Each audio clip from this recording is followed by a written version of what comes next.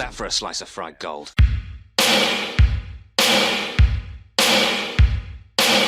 You think this is a fucking costume? This is a way of life. I'll be back. Just a flesh wound. I'm not gonna hurt you. I'm just gonna bash your brains. Take your stinking paws off me, you damn dirty ape! I'm sorry, Ben. I'm afraid I can't do that. It's alive! It's alive! It's alive! I guess everyone's entitled to one good scare. Well, hello, and welcome to Cinema Shock, the podcast where we discuss and break down all of the great genre cinema that you love. I still have not stuck to a single like. That wasn't even close. Nope. I keep meaning to throw it in my notes and then I forget. And then you try to improvise on the spot. And I do, and it works every time. Clearly. Wow. I'm one of your hosts, Gary Horde. I'm co-host Justin Bishop. We're joined today, as always, by writer. Wait, where the fuck is Todd, Gary? Todd decided, we're recording at 1, and I don't know, maybe we shouldn't call him out, but No, let's do it. Call him out. we have a calendar now. We try to be more professional, and we told Todd 1 o'clock. It's been in the calendar for like a month, and today at 12:30 he says, "Hey, I'm out of town. Let's move it to 3." Like, no. We have another special guest today. That's not how this works. Like that's weird that you waited till less than half an hour beforehand. Hey, change the whole thing. the fact that you're taking an attempt to even like have a grasp on dates and times right now, good on you. We have to, otherwise we won't know where we are at any time. I mean, So- I don't. So we don't have Todd here today. For no lack of trying on our part, but luckily for our listeners, we have to, otherwise we won't know where we are at any time. I mean, So- I don't. So we don't have Todd here today, for no lack of trying on our part, but luckily for our listeners, we do have another special guest, Mr. Zack Daigle. Well, actually, first time on this show. He was a guest a couple times on our old show, but this is his first time on Cinema Shock. Big fan of Shane Black, which Big is why I fan of Shane asked you to Black. come on this. Big 'cause I fan. knew that about you. Big fan of Christmas movies, but Shane Black is just like the king of Christmas movies. So He is the king of Christmas action for sure. So, and in fact, I guess this is a good segue to plug your Christmas movie marathon that you do every year, Zach, that you're part of the organizers of. Macarathon. It's going to be a little bit different this year, obviously, as everything else is right now. But do you want to tell our listeners how they can find that, or what it is? What the hell is Macarathon? Yeah, I will definitely tell you what the hell Macarathon is. So Macarathon is a 24-hour Christmas movie festival or viewing. What the hell is Macarathon? Yeah, I will definitely tell you what the hell Macarathon is. So Macarathon is a 24-hour Christmas movie festival or viewing, I guess this year. It can't necessarily be a festival. But We'll call it normally, a virtual festival. virtual festival definitely works. But it is all of the obscure, not watched, untraditional holiday films that you don't watch with your families, but maybe watch with your best friends after you go and hang out with your family, but for a full 24-hour period. And so the original way that we would do it was we would start the entire festival with Die Hard, and then we would end the entire festival with Long Kiss Goodnight, because it's kind of like your, alpha and omega of non-traditional Christmas movies. But this year, we are doing it socially distanced, safe. We're doing portions on Twitch. I believe it's just twitch.tv /Macarathon, but you can always go to our Instagram at, Media and stuff as well. It's December 19th this year. Is that correct? yes, December 19th through the 20th. Yes. Saturday to Sunday from noon to noon. Noon to noon. So it's always super fun. I'm really bummed that it's not going to be an in-person thing this year, but I totally understand why it's not. And I think it's a wise decision on your part to not do it in person. So thank you for that. But Yeah, here's to Macarathon 17 being, where we can all hang out together again. Please. This is the first year we haven't been all together, and it's really weird for me. But hey, look, we're all staying safe and healthy. That's all I care about. We still get to watch Christmas movies. That's right. So we've been doing a series here on the show this is our version of like a Christmas movie series on Cinema Shock, called Black Christmas, where we take a look at the films of Shane Black, specifically those set at Christmas, which is honestly like most of them. Last week we discussed The Last Boy Scout. The Last Boy Scout was a screenplay that Shane Black sold for a then record-breaking $1.75 million. Last week, we discussed The Last Boy Scout. The Last Boy Scout was a screenplay that Shane Black sold for a then record-breaking $1.75 million. But a movie that was kind of trained so drastically by the studio that much of the film, including basically the entire third act, barely resembled the script that they spent all that money on. This week, we're moving forward a few years to his next full screenplay to discuss a film that essentially made Shane Black quit Hollywood for nearly a decade, and that is Renny Harlin's The Long Kiss Goodnight. Thanks, Renny. What if you couldn't remember your real name, your first kiss, or your last goodbye? I don't remember. Honey, you have an ETA on that carrot? Stow it. And then suddenly, I used to do this. I'm a chef. Yeah! without warning, all your memories Name's Charlie. I'm coming back. came flooding back to you. In, Charlie. Long time. One bullet at a time. This man, he's gonna help me find some things out so we'll be safe.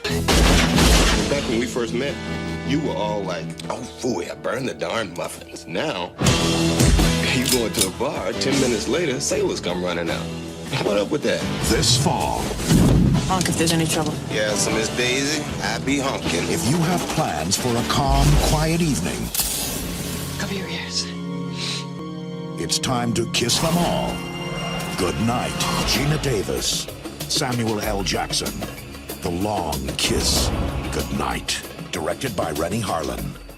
Now, I will say, I mean, one of the fun parts about this for me, Justin, is the other side of this. In case this is the first episode you're hearing out there in the world of this series. I mean, throughout this series, we've been doing I think, a good job of also covering Shane Black in general, like exactly what's going on in his with Hollywood right from the beginning when his first script's not going to do anything. And then Lethal Weapon all of a sudden hits, and then he's hot shit everywhere. Yeah. Then he ends up getting super depressed already right after Lethal Weapon. I found a bunch of more stuff as I researched him through the weeks, like where he talks about just when he comes back for Lethal Weapon 2, you know, when they changed that script, he talks a lot in other interviews about he takes those kind of things more personally than a lot of people do. So like already at Lethal Weapon 2, when he's going to kill Mel Gibson's character at the end of the movie, the studio doesn't like it. He's described in other interviews I've read where he's said he felt like a complete failure. He felt like he had let everyone he knows down, everything down.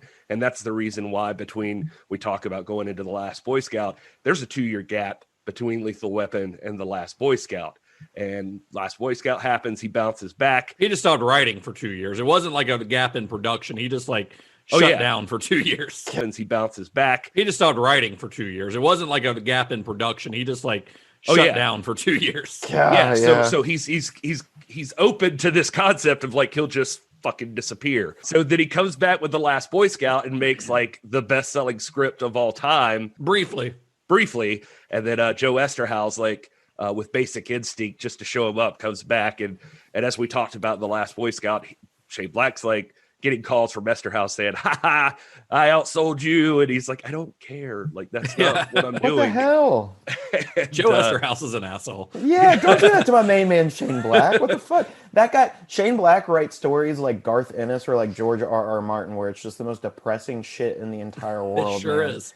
But it still just makes for one of the greatest action films you've ever seen. The guy's already got maybe that's why he took another 2 years off, is he's just like dealing with so much like emotional turmoil from the crap that he writes. Well, there were a lot of other writers who were greatest action films you've ever seen. The guy's already got maybe that's why he took another 2 years off, is he's just like dealing with so much like emotional turmoil from the crap that he writes. Well, there were a lot of other writers who were kind of pissed at him too.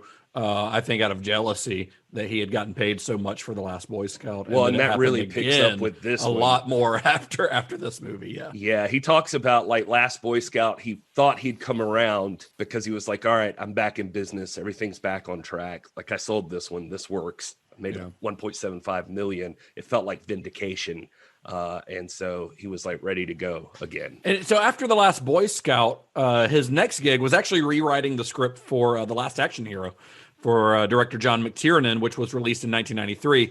And that movie was a failure at the box office. It was a failure by most critics' standards as well, and I think they're fucking wrong because I love The Last Action Hero. Not in my heart. Yeah, that movie is beautiful. I've always loved that movie. Failure at the box office. It was a failure by most critics' standards as well, and I think they're fucking wrong because I love The Last Action Hero. Not in my heart. Yeah, that movie is beautiful. I've always loved that movie. It was like meta before that was even a thing, you know. It's and it wasn't Black's concept initially because he did rewrite someone else's script, but it was definitely like it's very Shane Black in its dialogue and in a lot of the ideas in it, even if it's a lot less sad than some other Shane Black movies, although it's got some sadness to it. Anyway, we'll do a Last Action Hero episode one day, and I love that movie. Well, one thing he doesn't get enough credit for, I feel like, is that the dude he's predicting like where stuff is going, like almost with every script. Like it just seems like Last Action Hero is almost Scream before Scream, you know, in a sense. And it is like Lethal Weapon, like reinvigorated Last Action Hero was also a year before Wes Craven's New Nightmare, in which a kid of Last Action Hero. His name still held a lot of weight in Hollywood. The Last Boy Scout had not really set the world on fire, especially by the standards that the studio held based on what they paid for the script. But it was a modest success. It did fine. It kind of helped to reinvigorate Bruce Willis's career. And Shane Black was still the guy who created the massively successful Lethal Weapon franchise, which by that time was already 3 movies in. They'd already done Lethal Weapon 3 as well, which he, of course, had no hand in, but it was still a franchise that he created. So, of course, when his next spec script goes out, it once again, just like Last Boy Scout, resulted in a bidding war. This is going to be a little bit of a different story than so when we talked about The Last Boy Scout, a lot of the drama involved in the making of that movie came in the post-production where they had like 7 editors come in and try to wrangle all of this footage that Tony Scott had shot. Oh man. Most of the drama for The Long Kiss Goodnight happens before even sold. There's a lot that went on before this movie ever even landed in the hands of a director. So the script goes out, his agent sends it out to all the studios, and Black had given his agent a wish list of producers that he most wished to work with.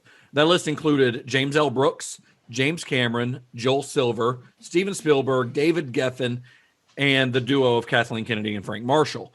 Now, that's a hell of a wish list, and most of those people passed on it, except for 2. James L. Brooks, who was based at Columbia Pictures, he had a contract with them, and Joel Silver, who had a first-look deal with Warner Brothers. So Black takes meetings with these guys, with Brooks and Silver. But meanwhile, an unexpected player kind of enters the game that wasn't even really on his radar, and that was New Line Cinema. New Line Cinema, we all know them now. New Line Cinema is a pretty big company now because they're owned by Warner Brothers these days. But their growth kind of started in about the early New Line Cinema. New Line Cinema, we all know them now. New Line Cinema is a pretty big company now because they're owned by Warner Brothers these days. But their growth kind of started in about the early 2000s, really. When they became more of a prestige studio was when they produced Lord of the Rings. But before that, it started life as something much smaller. So Robert Shea founded New Line Cinema in 1967, and it was more of like a distributor. It didn't produce movies at the time. And his goal was to kind of just supply foreign films and art films to college campuses. And he found actually one of their early successes was in the distribution of the 1936 propaganda film Reefer Madness, which if you're familiar with, Mystery Science Theater and everything, Reefer Madness is a wild, stupid movie, but it became a big cult hit among the college crowd. I mean, honestly, looking back on Reefer Madness, it features a lot of things I wish people who smoked a lot of pot did. It'd be a lot more fun. Right? Yeah, it'd be wild. I don't know, guys. The way they were acting, that was a lot more of sleeping and playing video games and eating Taco Bell. Yeah, right. Exactly. There is in Reefer Madness. There's that one guy who's like always in the corner, just like, yeah. Like, I've never seen anyone smoke pot and act like that. No, there's no tweakers when it comes to marijuana. Play some more, faster. faster. So in the mid-1970s, the studio started producing its own feature films. Smaller things. They produced a couple early films of John Waters. But it was in 1984 when they had their biggest success with the release of A Nightmare on Elm Street. Of course, we all are familiar with that. I'm sure we will probably do a whole series on Freddy at one point. The success of that movie put them on the map. They were now one of kind of the big guys, even though they were still technically an independent studio. they became known as the studio that Freddie built. Like this, they were known and would be known for years and years, even all the way to like Lord of the Rings. When that got announced, they were still kind of considered like the Nightmare on Elm Street people. They did have another similar Nightmare on Elm Street people. They did have another similar success in 1990 with Teenage Mutant Ninja Turtles, which actually became the highest grossing independent film of all time up until the Blair Witch Project came out. But in early 1994, January of 1994, things changed with the arrival of a man by the name of Ted Turner. So Ted Turner, the Turner Broadcasting System, TBS, came in and bought New Line Cinema for $500 million, $500 million. Yeah. For perspective, that's exactly like $499,999,999 more than Justin's mom charges on the open market. Wow. Jesus, Gary. Is this a reoccurring joke? Unexpected and unprovoked attack from Gary. Does he do these every week? No. Not anymore, but maybe you coming back, just something sparked in me, Zach. Oh my gosh, I'm so sorry. I'm not the purveyor of your mama jokes. But maybe you coming back, just something sparked in me, Zach. Oh my gosh, I'm so sorry. I'm not the purveyor of your mama jokes. So, as Black's script for The Long Kiss Goodnight is circulating Hollywood, it lands in the hands of the folks at New Line Cinema. The New Line president, Michael DeLuca, and the executive VP, Richard Saperstein, they got a hold of it and they slipped the script to Renny Harlin and his then actress wife, Geena Davis. So Harlan had a history with New Line. He'd worked with them a few years earlier on Nightmare on Elm Street 4, which was actually the most successful film of the Nightmare on Elm Street franchise up until Freddy vs. Jason. And he had also directed Die Hard 2 for Joel Silver in 1990. And then around the time that this was being developed, in 1993, he had just finished and released Cliffhanger, which is an awesome movie. Oh, yeah. That's a lot of fun. I wish it's too bad that Todd's not here because we got confused on the Lethal Weapon episode. Remember with Richard and released Cliffhanger, which is an awesome movie. Oh, yeah. That's a lot of fun. I wish it's too bad that Todd's not here because we got confused on the Lethal Weapon episode. Remember with Richard Donner, and you mentioned 16 blocks, but at first we said 12 rounds. Renny Harlin, 16 blocks is Renny Harlin. Yes, yeah. There was a connection. Work with John Cena. He also did Deep Blue Sea. Not long after this movie. Another Samuel L. Jackson classic. Another Sam Jackson. That was their reunion. So when New Line made their offer to Black and his agent, they promised him, they said, this movie is going to be an automatic go. This is going to be a green, we buy the script, it's greenlit. It's ready to go. We're going to make this movie with Harlan directing and Davis starring. And that was actually the first offer that Black received. And that offer was for $1.75 million, which is the same amount that he'd made for Boy Scout. But Shane Black's agents, they think that they can get more than that this time around. They think at least that they can get Joel Silver, who has a history with Shane Black. No. So then New Line finds out that Black, when he took that meeting with James L. Brooks, that they really clicked. See, Black considered James L. Brooks his favorite filmmaker, and he kind of thought that Brooks, who started his career as a writer, that he could kind of mentor him on the script. So that was very appealing to Shane Black. So New Line gets kind of nervous about this, thinking they're going to lose him to Columbia and James L. Brooks. So they want to put him in a room with Harlan and Davis and let Harlan and Davis kind of sell what they can do for this movie with them, which turned out to be the right move because Black took that meeting and he left feeling that Renny Harlin and Geena Davis were the right creative partners to take on for this script. But the thing is, they still had to secure the money because Harlan and Davis, they had a deal with New Line, but they weren't exclusive to New Line, which means that any other interested party were free to bid on their behalf, and Harlan could potentially direct the movie for another studio. So New Line ups its offer to $2.5 million on the script goes out on a Monday morning. This is all happening Monday through Wednesday, very quickly over the course of a few days, just these bidding wars between the studios. And by Thursday, Black's agents are telling him, they're like, we need to enter formal negotiations and secure a deal by the end of the day today. By about noon that day, Shane Black's done. He pieces out. He's like, this is bullshit. I don't feel like dealing with this. So he just left and told his agents to start negotiating with New Line. You're already entering uncharted territory with the price of the script now. Like when it gets up to 2.7, like this is like, all right, this is insane amounts of money. So it's weird to me that Shane just dips. I mean, it's not weird to me knowing Shane Black now what we know, but I guess at this point he's like, I guess anything from here is fine. Y'all figure it out. He's a scarred man, Gary. He'll take anything he can get. So his agents enter into a 4.5-hour marathon negotiating session, which guess anything from here is fine. Y'all figure it out. He's a scarred man, Gary. He'll take anything he can get. So his agents enter into a 4.5-hour marathon negotiating session, which sounds horrible. Like a horrible experience, but that's their job. So, you know, whatever. And Shane Black's calling every 20 or 30 minutes from his home for updates. In between updates, he said, he's like, this is what I do during negotiations. I'd be eating or reading detective novels. And then I'd call and get an update and then go back to reading my detective novels. Of course he would. Oh my God, Shane.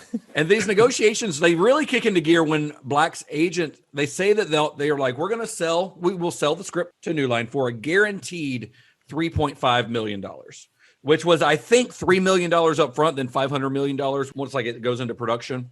Yeah, I was going to say, I thought it was pretty close to $4 million. Is what it ends up going higher, but New Line does agree to that initially. And there's one issue though, is that Harlin are already signed on and in pre-production on Cutthroat Island for Carolco Pictures. So we want to talk about those box office numbers. So Columbia, they apparently never went as high as New Line. They bid, the representative from Columbia in the interview I read said they wouldn't give a number, but they said somewhere over 3, but less than 3.5 million. Then Warner's apparently never raised their bid past that 2.7. Joel Silver's calling to get updates. He's on the set of Richie Rich in Asheville. And he's calling to get updates throughout the day. And finally, after the 2.7, Warner's is not interested anymore. So Black has this to decide. He's like, does he go with Columbia because he wants to work with James L. Brooks, where he'll make $500,000 less? Or does he go to New Line, who's offering more money, a higher percentage of the box office profits, and they're saying they're automatically going to greenlight this movie. So during this negotiation, at some point towards the end of it, this sounds like a scene from a movie, but Black's agent, he writes the number 4 on a piece of paper and like slides it across the desk and says, this is what it would take to make the deal work. Because they're saying that like Black is unhappy, whether this is true or not, this is what the agents say, is that Black is unhappy that his movie's not going to be Harlin and Davis's next movie. So they're actually using that as a negotiation tactic to get the price up even higher. So in order to get the bid up to a full $4 million, they actually had to get approval from Bob Shea, the guy who founded New Line. He's still the chairman of New Line. But Bob Shea's in Sweden at this time, and he's at a chateau that he owns out in Sweden that doesn't have a phone, and it's 4 a.m. in Sweden. So New Line, they have to call someone in Sweden where there is a phone, have them drive to Bob Shea's chateau, and then wake him up in the middle of the night to then drive him to where there's a phone to get him on the line so that they could continue and finalize these negotiations. But Shea agreed to it. I mean, chateau, and then wake him up in the middle of the night to then drive him to where there's a phone to get him on the line so that they could continue and finalize these negotiations. But Shea agreed to it. I mean, his thinking was that like, yeah, he's paying $4 million for this, but he sees it as not paying for a script, but paying for a movie. Black, of course, agrees instantly because why wouldn't he? Let this be a lesson to all future screenwriters. Call at 4 a.m. and they'll probably just be like, sleep. whatever. Yeah, just let me go back to sleep. Because another lesson would be if the chairman of a movie studio's holidaying in Sweden, $4 million is probably he likes money. Change. Yeah. Whatever. Let's just do it. Can we talk for a minute about the script though? Like what this is that they're buying? I mean, you brought up that point that I had not heard, but like that he's looking at it as buying a movie instead of buying a script, because the script does go through like 6 or 7 revisions. Like the idea that Shane Black starts off with, not heard, but like that he's looking at it as buying a movie instead of buying a script, because the script does go through like 6 or 7 revisions. Like the idea that Shane Black starts off with here is to hear him talk about it, he's like he just wanted to write a quirky pulp movie. He loved espionage stuff. Begged as a kid to read James Bond. And his mom used to argue. We talked a little bit about this in Lethal Weapon and his background, but just that those books were too old for him.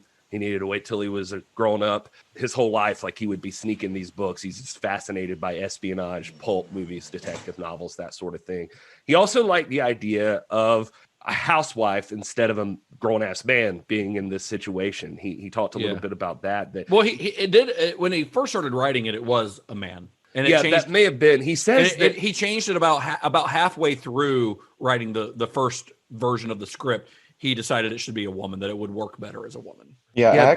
I actually have a quote here. Temptation to keep a woman soft and fluffy. I also wanted to do a story about a mother and a daughter, about a woman using her skills as a professional killer and a mother to protect her child. Yeah. So, I mean, that completely flips the script on any kind of like action movie motif. Especially at the time. 90s. Yeah, I mean, there's there's been some things since then that have embraced that. But at the time...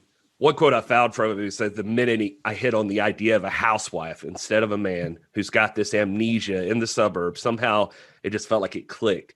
It was a powerful image. All of a sudden, these two worlds that collide, the world we live in every day and the one we blind ourselves to, the conflict and the contrast between extreme violence, terror, worldwide implications, and this small, intimate, oblivious life of a community in the suburbs. I just thought this would be a lot of fun to have, like, basically he just wanted this crashing into like just small town nowhere. Yeah. Whereas his previous movies were set like in LA, this is a very, he said in the interview that I was reading, I think the person asked, so said, well, it seems like a lot of the themes harken back to Lethal Weapon. He says, well, yeah, well, it's about self-loathing and self-hatred, so it's like stuff I'm familiar with. Yeah, so right. Fucking emo. I mean, Kane, it is more self-reflection, but if you have to say like self-hatred, go for it. Because Mitch Hennessy, which the name just Mitch Hennessy for a Samuel Jackson character is I love it. It's so good. I mean, Charlie Baltimore is like the ultimate, I don't know, spy name. It's such a cool you're right. name. Oh yeah. And it probably started as Charlie, like a man's name, and when he changed the gender, he's just like, yeah, her name was like Charlene, and what's his name? Brian Cox called, like, as soon as she gets in the car like with him for like the first time, like he's just like Charlene Baltimore. Yeah. Like he just like really like spells it out for you slow as molasses, just so you like understand that is a female badass. Yeah. Like he's just like Charlene Baltimore. Yeah. Like he just like really like spells it out for you slow as molasses, just so you like understand that is a female badass. Yeah. Now there's a lot of parts of this script though. I mean, he does, like, he's apt to do in the other ones we've talked about. I mean, it's darker and more graphic in the original script than it does end up in the final film. I know there was like more violence. There's like a scene where both of them get tortured. They both had talking about Mitch and Charlie, they both had like bigger backstories. Like Mitch tells a story about getting gang raped in prison, and more talk about his wife and son, and she has more of a dark backstory. And in the first draft, I think Mitch dies in the first cut of the film. The first cut. That's right. Test audiences didn't like it. Yeah. The good part for Shane, though, this time around is he's also a producer, I think, on this one. And so he talks a lot in stuff. I saw that, people get nervous with the violence, but now he's in a place to step for the story. Right. And so, but he also discusses how it's a draining process because this is his baby. So he's there every single step of the way in this one. He's the only writer doing revisions. He's on location the whole time. So he's on set the whole time. Yeah. He's there with them. So he's like one of three producers, so he can step in and say something on every aspect of it. A little more hands-on than he's been able to be in the past. Oh yeah, especially in cold-ass Ontario too. Yeah. Just to wrap that part of it up, I mean, he talks about the problem they had was Warner Brothers bought a script that was written for $100 million film, and they had $65 million to use. So a lot of the work they were doing was to economize the film. It said it wasn't ever about spectacle necessarily, but they had to make it more intimate and personal, even with the violence and that sort of thing. He says, so the fact that the violence is a lot more intimate and personal now is greater or better than when we have so much expensive stuff going on. He said, not that talks about just that this time he also like revamped some of the stuff. Like it was really dealing with like an MK Ultra kind of deal, but he felt like it was like really muddy in the script. He talks about the Renny Harlin thing actually gave them a chance to, like, nobody knew what was going on because Renny Harlin just popped up and just said, oh yeah, we got Cutthroat Island. Sorry, we can't do this right now. So he's like, we all had no idea. We would like fax to Malta where they were like trying to make notes with each other. He said the MacGuffin. We'll do a series on box office bombs at some point and cover Cutthroat Island. Right. Please don't, man. But he gives some We'll credit. have you back on, Zach. All right, I'll watch it. I've never seen it, honestly, so I have no idea. Either. I've only seen clips. It's not good. But yeah, he describes the MK Ultra thing as the MacGuffin in the spec script that he had. It was from some bullshit article he'd read about experiments in the 50s and 60s. So I would love a Shane Black script about MK Ultra, honestly. He decided thing is the MacGuffin in the spec script that he had. It was from some bullshit article he'd read about experiments in the 50s and 60s. So I would love a Shane Black script about MK Ultra, honestly. He decided to use this time, he said, to get off his ass and go to the library and find out what's actually happening in the world. And he said his research assistant, Anthony Bagarozzi, is the person who found some clippings and gave them to him about the World Trade Center bombing and how one of the bombers had accused the CIA of knowing about the bombing and letting it go. And he said, in fact, the person who had stamped the visa of the terrorists who built the bomb was a CIA caseworker, working in the embassy or whatever. And so it was supposedly the CIA was in on it the whole way through and they just let it happen. But he said that him and Anthony looked at each other and they were like, man, that's some shit that's going to work. And so that's where they got to. That makes for a good movie for sure. So supposedly the CIA was in on it the whole way through and they just let it happen. But he said that him and Anthony looked at each other and they were like, man, that's some shit that's going to work. And so that's where they got to. That makes for a good movie for sure. So the negotiation process of this movie is kind of where most of the drama lies in this story, because the filming itself was pretty straightforward with just a few setbacks or newsworthy moments, aside from the 127-year-old house and historical monument where they were filming catching fire and being destroyed. You know what's great about that? You know what's so great is that this movie is so filled with explosions and fire, and the thing that sets this fucking house on fire is either lighting from them or an electrical fire. Yeah, it wasn't like anything. It wasn't like a stunt gone wrong. Yeah, it was like the Windermere House or something, and it was like the historical location. Yeah, but they couldn't prove it. They couldn't prove it. They couldn't prove that it was the lights or anything. So I think they got away. Yeah. I don't know anything about this house other than some articles that I read. It was such a big deal that in 2016, there were articles in the local papers that were about the 20th anniversary of this house burning down. That's how big of a deal it was. Oh, yeah. We're still talking about it 2 decades later. It's important for Americans to make a stand, but all accounts I could find, Harlin helping choose this location. This was the first mainstream American-based film that used Toronto, which is crazy because now you see Toronto and especially Vancouver as being major filmmaking areas. Right. So so it's notable for that. And like I was saying, so we're Americans. We got to go in and we're like, we got to burn something good down. Yeah. What's our thing?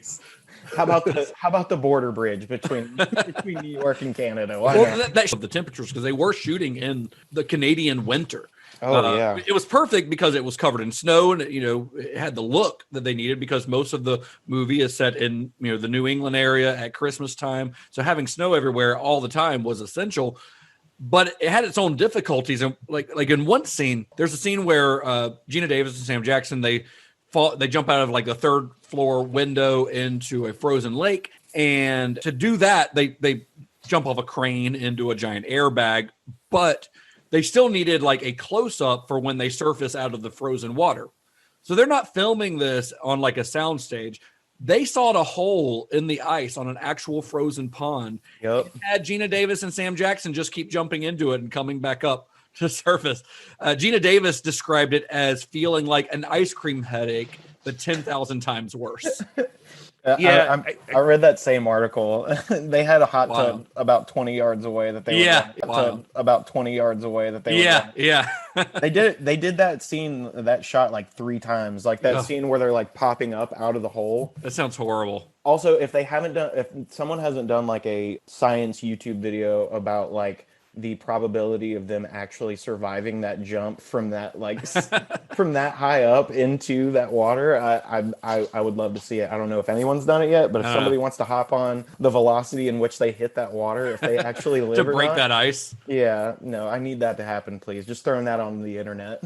Props to Geena Davis for wanting to do her own stunts and everything. Like that's man. pretty insane. But you got to trust your husband a lot to let him put you through that. Although I will say, and this is probably a story for another day on a Renny Harlin series, he definitely has a kid with the assistant he had during the making of this movie. Oh, wow. And probably why him and Geena Davis got divorced 2 years after this movie. Scene in the film took place on what Harlan describes as the coldest night of the shoot. It's when they're working on the bridge for that end sequence. It was a night shoot, and the wind was blowing like 70 miles an hour, so it made the temperature, like with the wind chill, feel like it was minus 98 degrees. That's crazy. And so Davis said that in that scene, her character gets knocked unconscious, and she's like, this is the hardest thing I shot the whole film, which should be the easiest because literally all I have to do is sit there, let's lie there unconscious. But she was involuntarily shivering because it was so cold. She just couldn't sit still. So eventually Harlan had to find a way to get the ground underneath her heated up so she could lie still. Enter the heater boys. Enter the heater boys. Yeah. Yeah, they had these guys called heater boys on the set. That's actually what they're credited as in the film, is the heater boys, and their job was just to follow Davis around on set with propane heaters to warm her up in between shots. Making about $89 million at the global box office, which on a budget of $65 million and paying $4 million for the script wasn't exactly the result that the producers had hoped for. It wasn't exactly a smashing success. The film's poor performance has been attributed to a poor advertising campaign, but I honestly think it was at least partially due to the blowback from Cutthroat Island. Yeah, I was going to say, I think I have a quote in my phone somewhere about Shane Black saying that literally the commercialism getting the movie out there was kind of ruined by the previous two. It was Cutthroat Island was released less than a year, 10 months before this one. So the stink of that was still in the air. And the fact that you had Davis and Harlan reuniting probably didn't excite audiences very much, because this is a story for another day, but Cutthroat Island was in the Guinness Book of World Records as the biggest box office flop of all time. And that's really the only reason I know it. And I knew that then. So I remember that being in the Guinness Book of World Records as the biggest box office flop of all time. And that's really the only reason I know it. And I knew that then. So I remember that being a big thing deal. about it was that in the movie. news. Yeah, it was a big deal at the time. Yeah, I did find Shane Black saying, quote, I don't think The Long Kiss Goodnight is a bad movie. I don't think we were shunned because of the script sale or anything like that. I think it just didn't get people's asses in the seats on opening day. Yeah. They just didn't come out to see it. Who knows why? I was honestly a bit disappointed because I sold the script because Renny Harlin and Geena Davis were available. And the very next day, Renny said, forgot to tell you something. And there's this contractual thing, and I might have to go do another movie first. And that was Cutthroat Island. So he came off Cutthroat Island, which was one of the biggest bombs of the decade. And I think that may have hurt us too. I wish we had released this movie before Cutthroat. Yeah, it probably would have done better. I mean, I remember I saw this movie in the theater when it came out. I remember seeing it in the theater because I did. Yeah. Not only that, I would have done better. I mean, I remember I saw this movie in the theater when it came out. I remember seeing it in the theater because I did. Yeah. Not only that, I read the novelization of this movie. Oh, wow. You own a copy of that? I don't have it anymore, man. I wish I did. I was obsessed with movie novelizations in the early and mid 90s. I read a lot of novelizations at the time for movies that my parents probably wouldn't have let me see. Now, when this came out, I was 15, so I'm not sure how I got into it, but I remember I might have seen it with my dad or something, honestly. But I would read a lot of movie novelizations when I was a kid of movies that I was not actually going to be allowed to go see, but my parents would let me read the books. I don't understand that reasoning, but as a result, I was a very big fan of movie novelizations when I was a kid. And movie novelizations in the mid and early 90s were kind of a big deal. I remember going to the bookstore that I used to go to at the mall. I think it was a Walden Books or a B. Dalton or something like that. But they were big sellers. And they were always fun, and I'm still kind of fascinated by them. I've got a couple now because I'll find them in used bookstores every now and then. I've got a Die Hard with a Vengeance one that I bought It was the most recent one I bought. But they're often based on like early cuts of the script. So it's kind of a look into like what the movie could have been a lot of times, because they'll start writing the novelizations way before the movie goes into production. So it can be kind of interesting. Do you remember if the Long Kiss Goodnight book was like any way different, or like? I don't remember. I'd be curious to go back and read it though, if we could like find a copy. Because I'd love to know if they threw in that stuff about what you were saying, Gary, with Mitch like being like sexually assaulted in jail, and like there was another bit about him like still talking to his dead mom. And yeah. That was I would imagine that was probably in there because that was all based on early. I mean, it depends on at which point in the scripting process. That was I would imagine that was probably in there because that was all based on early. I mean, it depends on at which point in the scripting process the novelization would have been written. Yeah, I've read the Halloween novelization a couple of times now. Wild. Yeah, and I was just saying, Michael Myers pretty much has a boner the whole time. So. Let's go. There's all this druid shit in it. It's crazy. What in the world, man? Yeah, that one, if you want a physical copy of, you're gonna have to shell out some money. Yeah, I just have it on the old Kindle. Yeah, I can only imagine. What in the world? I had no clue. So Black also speculated though that the film might have made more money if it had been about a man, because like we said, his initial screenplay when he started writing it was a man, but then he realized that it would only work with having a woman at the center of its story, which kind of goes into that quote that Zack read earlier about where he says, the temptation is to keep a woman soft and fluffy, but he wanted to kind of subvert that whole idea, which at the time was not a thing, but the studio protecting its child. He said there was definitely talk with like New Line where they were wanting to, and there was names like Steven Seagal and Sylvester Stallone being brought up for the movie. But it's interesting, like he was dead set on the woman thing. Like he liked that aspect of it, and I think it was because like to hear him talk about some things, like he's been labeled a misogynist a bunch of times, like in his movies, or like when people really. I think we briefly touched on it, like in the way he's got the balls out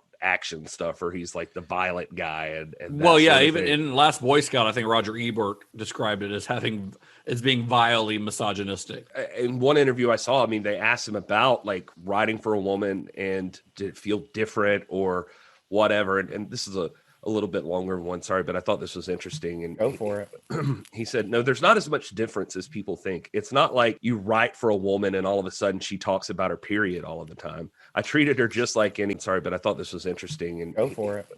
He said, no, there's not as much difference as people think. It's not like you write for a woman and all of a sudden she talks about her period all of the time. I treated her just like any other character. I wanted to feel sorry for her. I wanted to feel empathy for her, and I wanted her to be funny and interesting. I created a character I would want to go out with that I would find attractive, wild, and fascinating. I'm going to continue here, but I also like this quote because it talks a little bit about some of the other stuff we talked on. I think a lot of women these days talk like men. I don't know if anybody's listening, but every time a studio says to me, you can't have a woman say this, excuse me, have you been to a bar? I don't know where you grew up, but I haven't met women like that in quite a while. I wasn't looking for vindication in the eyes of people who might, for whatever reason, find me misogynist.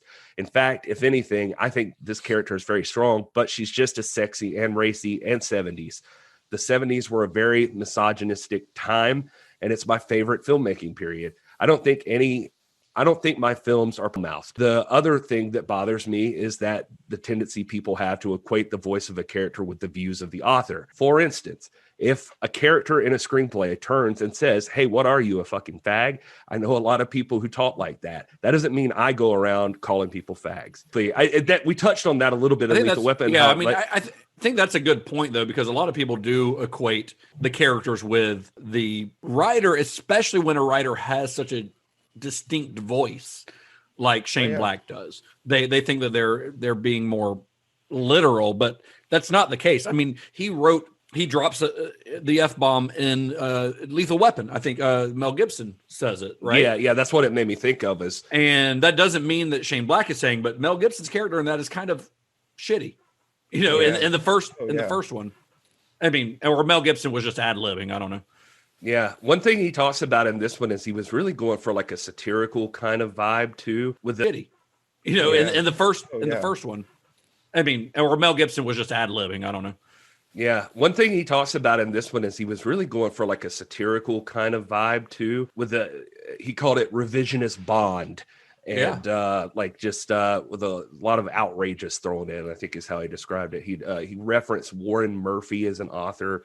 Well, Warren Murphy was his co-writer on Lethal Weapon 2. Oh, okay, that's right. Yeah. And he says he has a series of books called The Destroyer. And he says he just hasn't seen anything like that since. And so you also kind of have to wonder if he was somewhat influenced by, and I don't know, because I don't know if this was ever in his wheelhouse of things that he was into, but like the like revenge movies of like the 70s and stuff, like women revenge, like rape revenge movies and things like that. Because this kind of has those vibes to it. Because honestly, I get a lot of Kill Bill vibes. Oh, big time. Oh, because you've got the woman who was shot in the head. She's an assassin. I get a lot of Kill Bill vibes. Oh, big time. Oh, because you've got the woman who was shot in the head. She's an assassin, gets shot in the head, loses her memory. And obviously this is quite a few years before Kill Bill. And I don't know that Tarantino was necessarily influenced by this, but I wonder if they were all both somewhat influenced by some of the same films of the 70s. I thought of Captain Marvel too, oddly enough, when I was watching this, just like her having to remember everything or whatever. Yeah. I mean, the Kill Bill thing though, is like, it's the memory thing, the amnesia thing. She's a deadly assassin. She's got a daughter. Like there's a lot of parallels. Yeah, I mean, the story, her background's a little different because obviously Charlie is an assassin for the government and Beatrix is not. But there are some parallels that I think is, probably sheerly coincidental, but interesting. She has like boss battles that she has to get through before she finally beats like her Bill, like her original, like the man who got her pregnant. Like, right? Yeah. Finally get her revenge on that guy. Someone has before. If there's a joke to be made, we'll make it. And if there's a poignant discussion to be had, well, we'll try our best. We'll also have interviews, contests, take listener questions, and other things currently deemed classified by Section 31. Those shifty motherfuckers. So join us every week starting in January of 2021 for the Computer Resume podcast, free wherever you get your podcasts. And be the first to hit us up online now at Computer Resume on Facebook, Twitter, and Instagram. Or email us directly at computerresumepodcast@gmail.com. The Computer Resume Podcast, part of the Slice of Fried Gold Network. Hashtag LLAP. We'll see you soon. So Gary, the one thing I want to ask you, reviews for this were decent. They were okay. I think it's at 70% or so on Rotten Tomatoes. So there were people that actually liked it more than what its box office would indicate. But I'm curious if you've come across any other reviews. So Gary, the one thing I want to ask you, reviews for this were decent. They were okay. I think it's at 70% or so on Rotten Tomatoes. So there were people that actually liked it more than what its box office would indicate. But I'm curious if you've come across any other reviews that from viewers that would say otherwise. Oh, yeah. Well, I mean, I've got some deeper ones that get into Shade Black as a person, but there certainly were reviews out there, Justin, where it seemed like somebody needs a nap.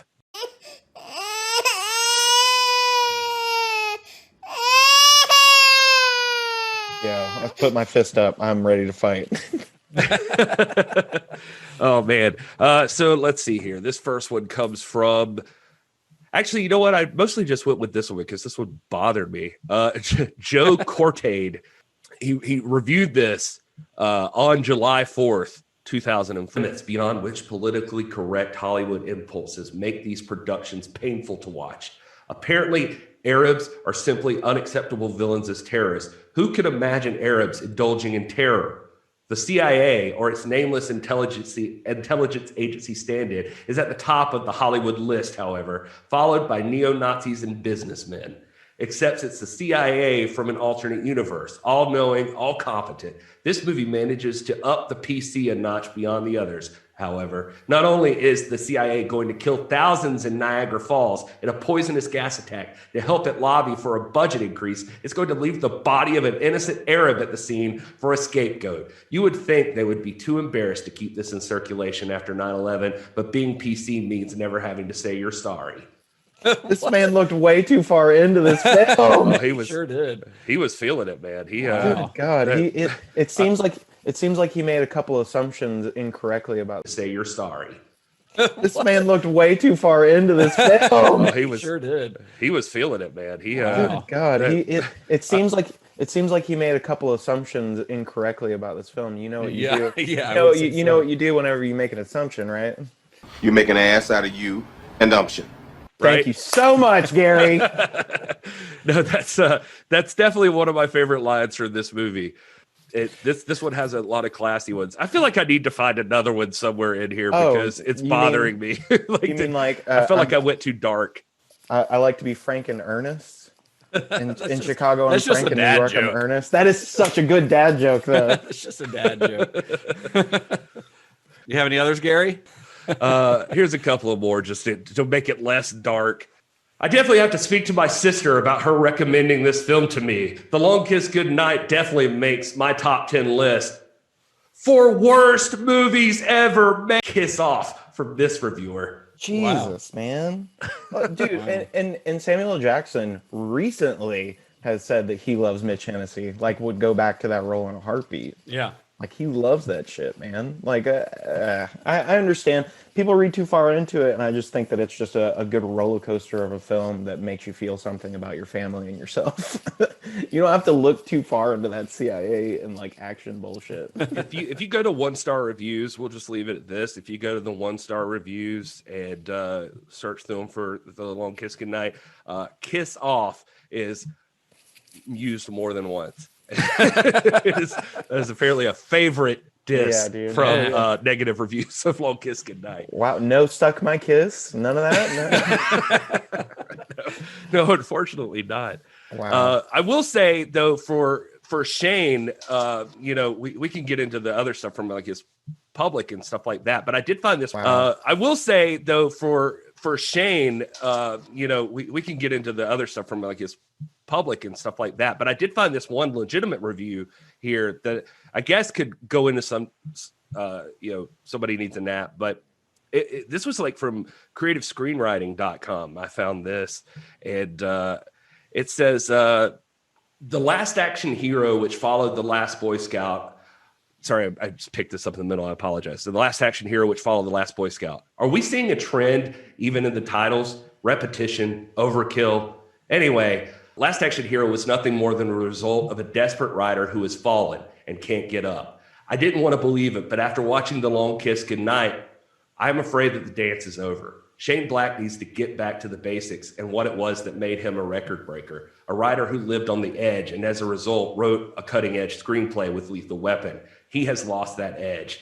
You have to check out the first page of Black's screen. I didn't want to believe it, but after watching The Long Kiss Goodnight, I'm afraid that the dance is over. Shane Black needs to get back to the basics and what it was that made him a record breaker. A writer who lived on the edge and as a result wrote a cutting-edge screenplay with Lethal Weapon.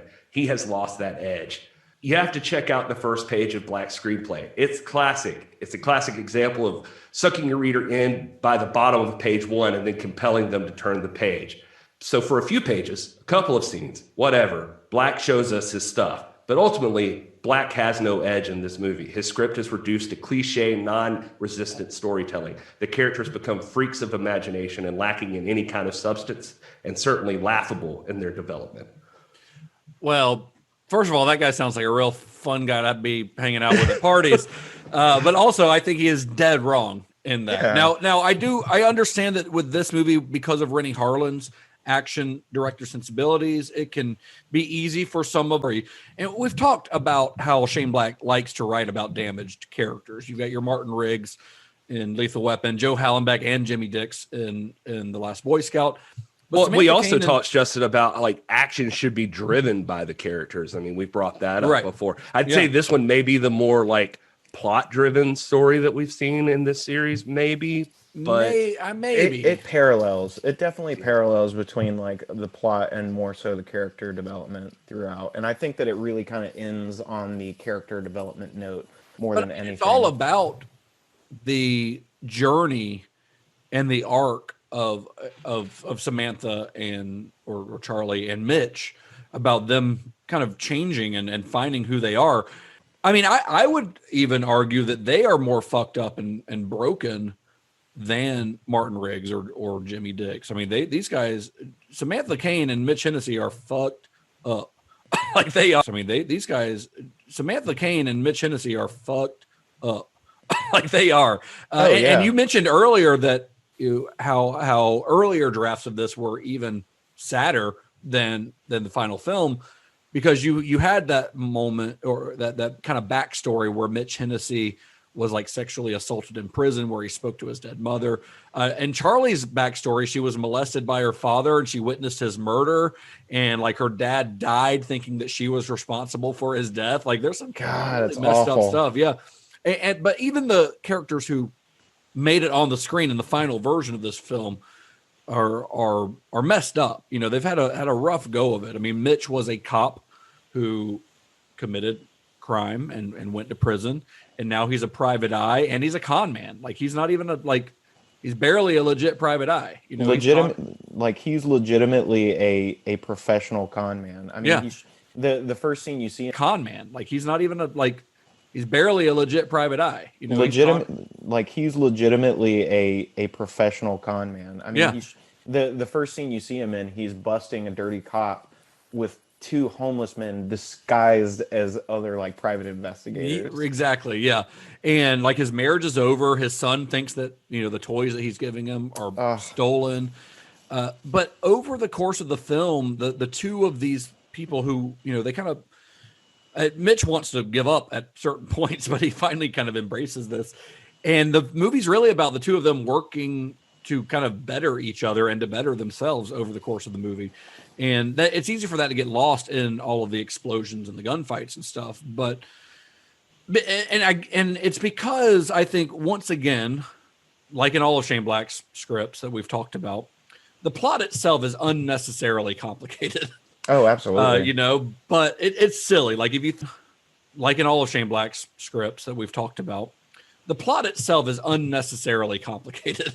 Oh, absolutely. You know, but it's silly. Like if you think about the CIA stuff, like you said, Zach, like the CIA, it's all really silly. So it's like she was originally on the Daedalus project, and then she was like backstabbed by another like operative on the Daedalus project, but then it's like they end up hooking up or something like that. Yeah, I don't know. I would have a very hard time explaining the main, I guess what you'd call the main plot of the movie, because but the thing is, it's just there as a backdrop to these incredibly well-written characters, I think, because the real tension of this is not between Charlie and her former targets and former allies. It's between Charlie and Samantha. You know, it's these two halves of this personality kind of butting up against each other, because even when that's one of the cool parts about this movie too, the way he subverts certain things, by the way, is like Mitch is not the best dude, but he's like the moral center of this movie. Yeah, he very much is.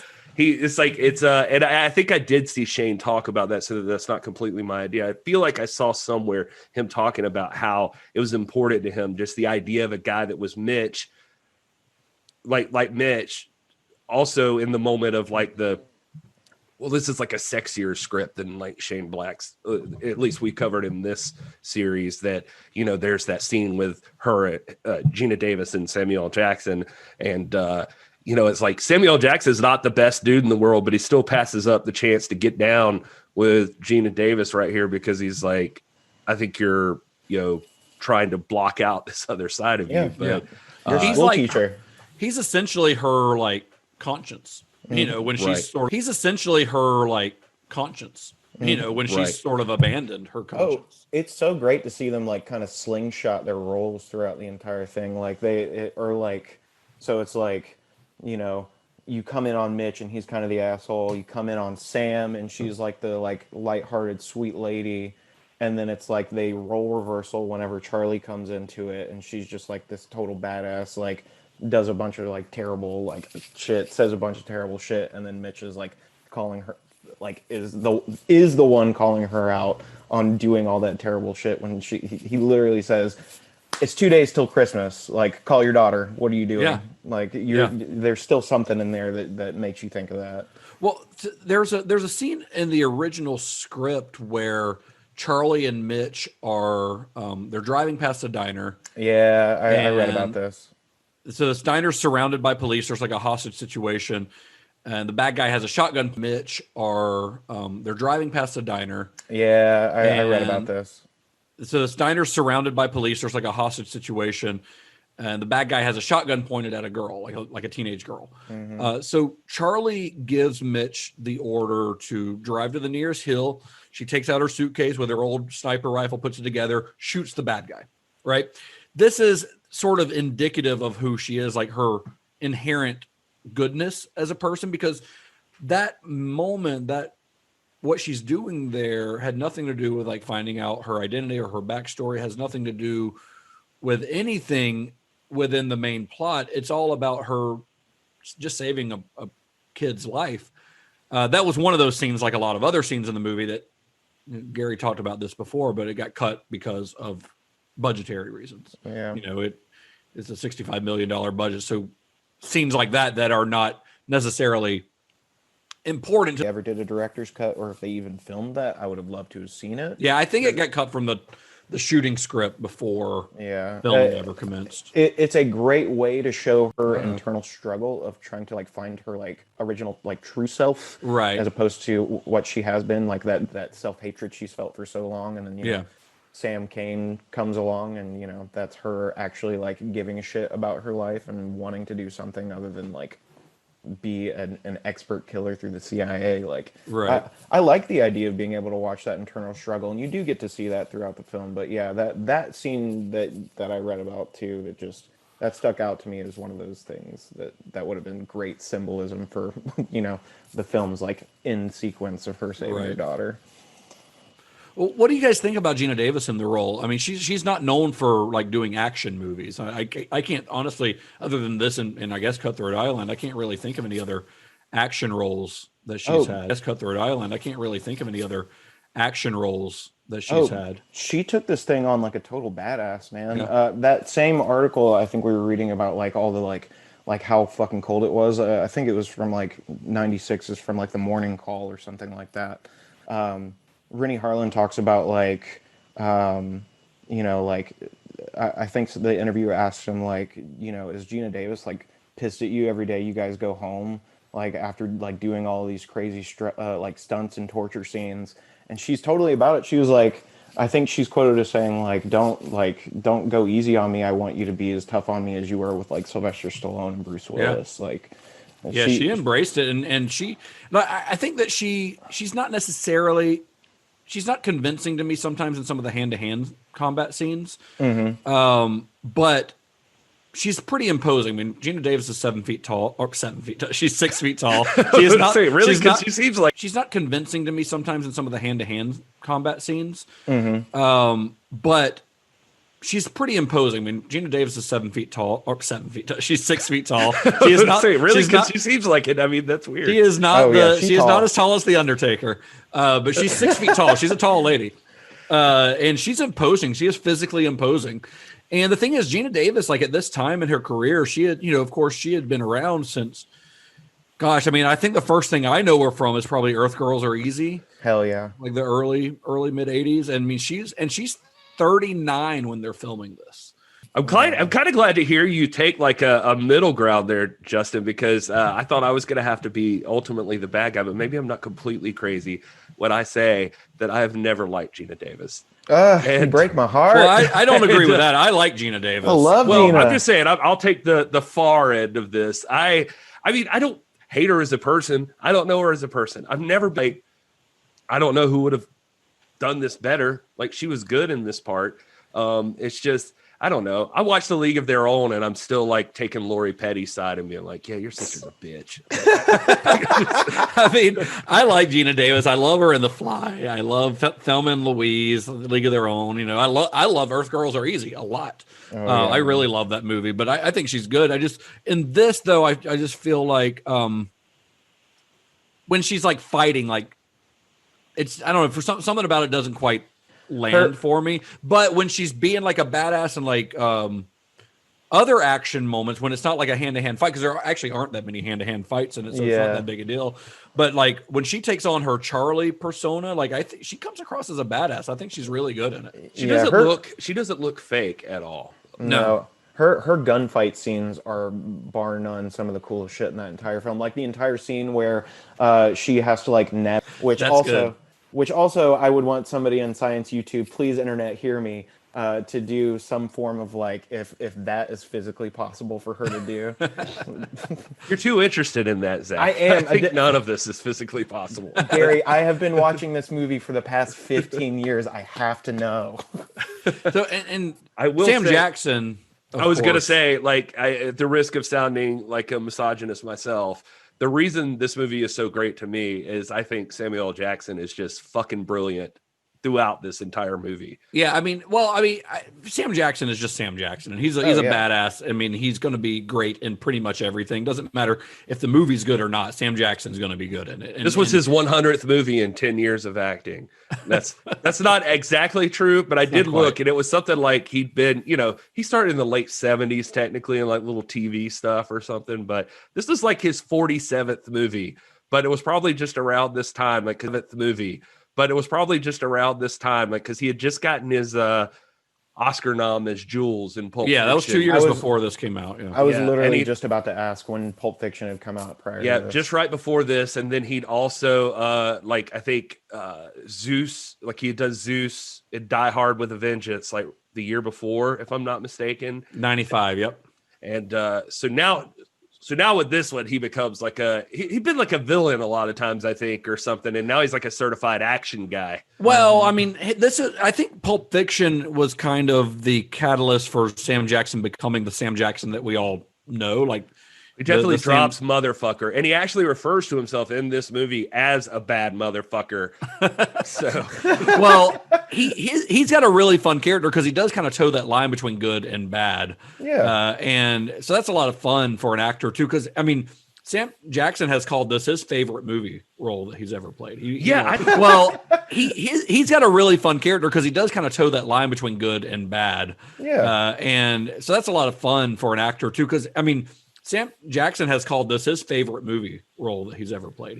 I saw he was literally on the Tonight Show last year and was asked, and he says this is his favorite movie role. Yeah. In the original cut, like we mentioned this briefly earlier, but Mitch died in the original cut. I mean, you see him get shot in this, but in the original cut, they killed him off, and they were doing an early test screening, and somebody yelled out, "You can't kill Sam Jackson!" Like that, which Renny Harlin would later go, "Fuck you, yes I can," with Deep Blue Sea, but like early, those motherfucking sharks. But they did reshoots and re-edits to let him live, and I have to wonder if the scene where he's driving in this and he says, "You can't kill me, motherfucker." I have to wonder if that was part of that reshoot. God, no, I know. Somebody pointed out, by the way, that this was like the first movie where his obsession with the color purple, not the movie, but like the actual, maybe he is obsessed maybe with he is, but he likes purple as a color. Like Mitch has a ring that has a purple gem in it in this movie. That it's like Mr. Glass wears purple. His lightsaber. Yeah, he wears a purple hat and changing lanes. I looked this up, but yeah, that in Star Wars he has a purple lightsaber. And Black Snake Moan, his guitar is purplish, and he's apparently got like a purple thing. Speaking of that, can we just talk about like the costume work in this movie as well? Mitch's outfits in this movie are amazing. Like super warm green, like all turtleneck. Oh my God, man. He looks so good in that movie. He really cleaned up for being such a dirty dude. Yeah. But I think that letting him live in the final cut is actually a really good move. I agree. And telling like a huge dad joke on Larry King at the end. It gives him redemption. I mean, in the original script, I think that Charlie like called his ex-wife and said like that she somehow got the authorities to call his wife and say that like he was innocent of the crime that he'd gone to jail for, just kind of wish he wasn't. But in this, he finds like almost more true redemption than he would by being redeemed by what's essentially a lie, you know? Yeah, Because at the end of the movie, like he's seen as the hero. He goes on Larry King Live. He tells his dad joke. His ex-wife and son get to see that, you know? Yeah, so I think that's actually a better ending, personally. Doesn't he like call out the like director of the CIA for treason, like on Larry King or some shit like that? Yeah, man, that's doesn't he like call out the like director of the CIA for treason, like on Larry King or some shit like that?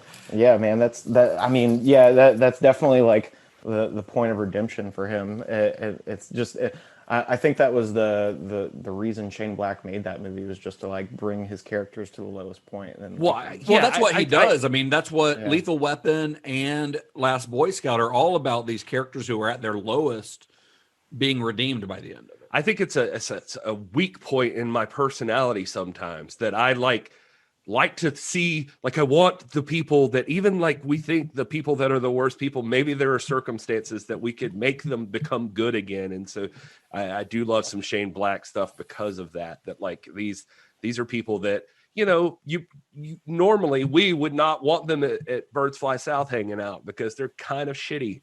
And, maybe Mitch Hennessy. I'd let Mitch hang. She's been in a lot of Shane Black movies. Yeah, she was in Heat the year before this, I saw, and she the same year was in Executive Decision and this movie. So she was like burgeoning child star, possibly.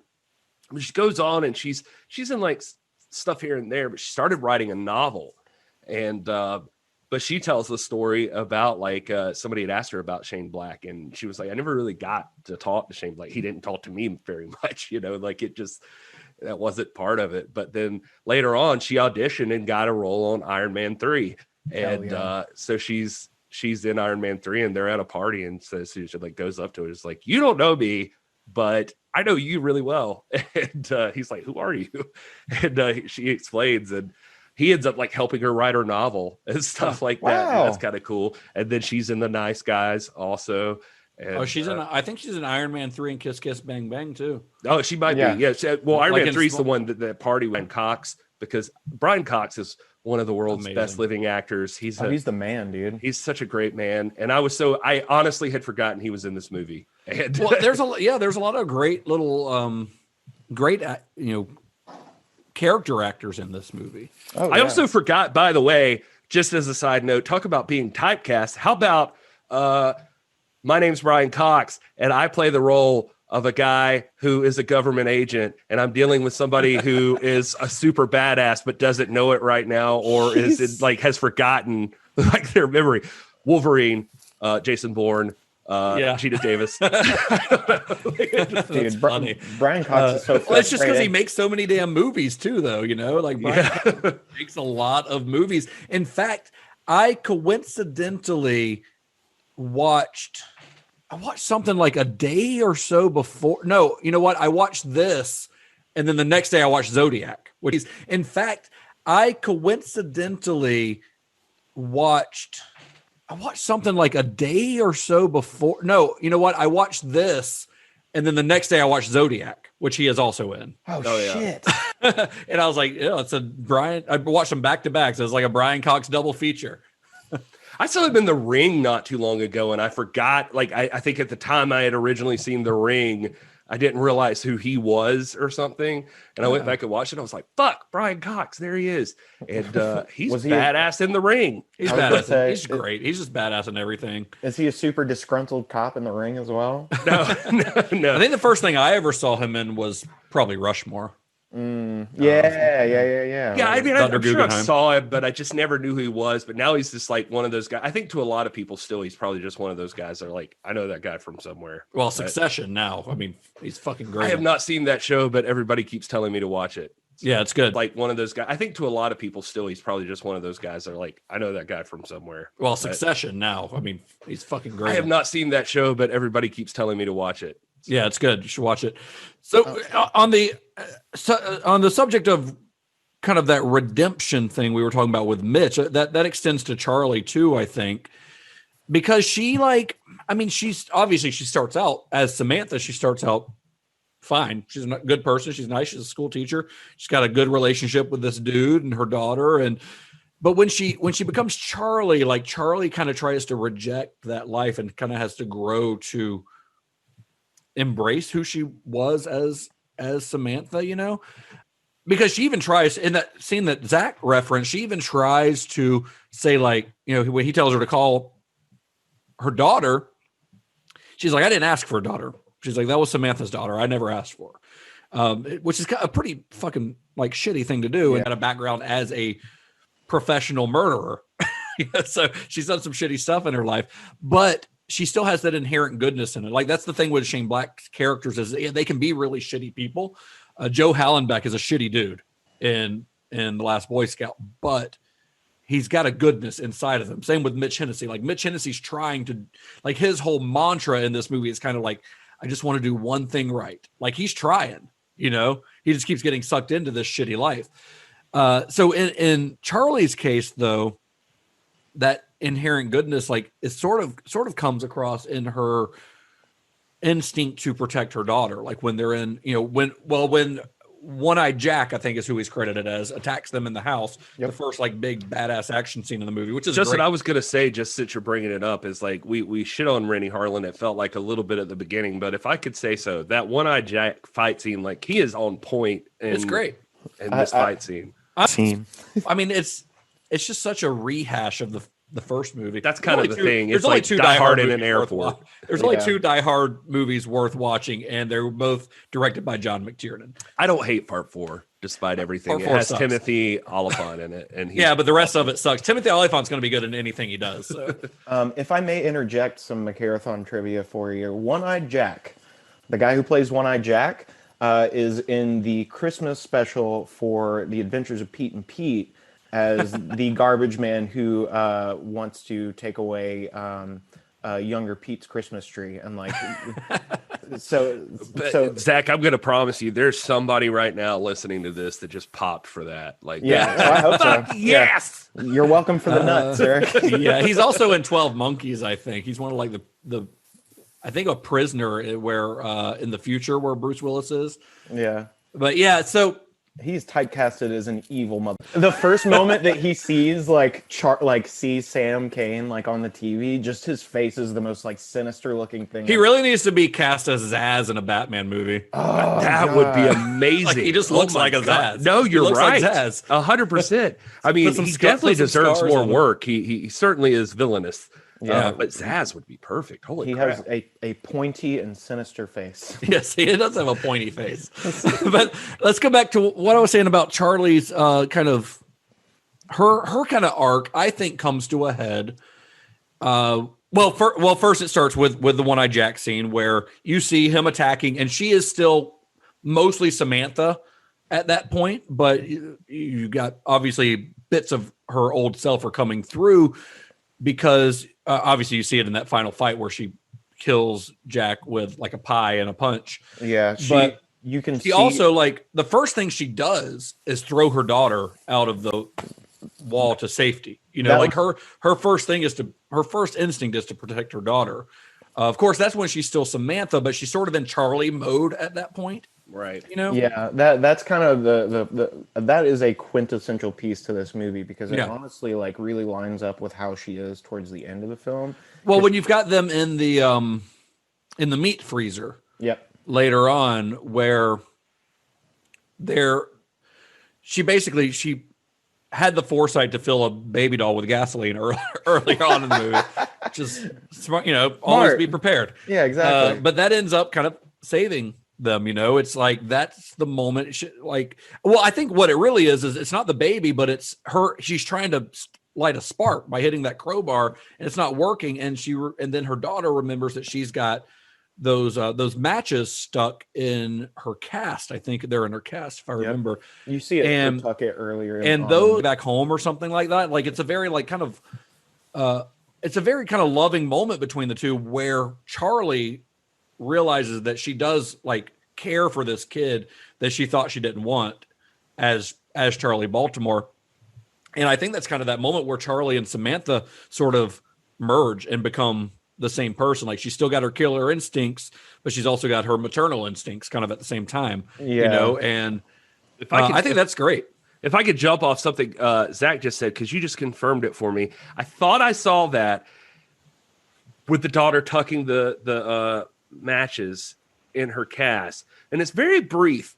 And so that reminds me of The Last Boy Scout when Danielle Harris, I swear to God, there's a scene like when Bruce Willis first comes home and he takes that damn puppet and it's like laying in the bedroom and he stuffs his gun in it. And I told my wife that, but like everybody doubts me on this. And I don't think Bruce comes home and he takes that damn puppet and it's like laying in the bedroom and he stuffs his gun in it. And I told my wife that, but like everybody doubts me on this. And I don't think that. I don't know. He feel like that's legit. She was playing with the gun in the car before the scene where. Oh, maybe. Yeah, maybe. when her and we're talking about the movie from last week. Oh, that's all right. Go for it. I like. I'm just saying, maybe Shane Black also writes very shitty parents.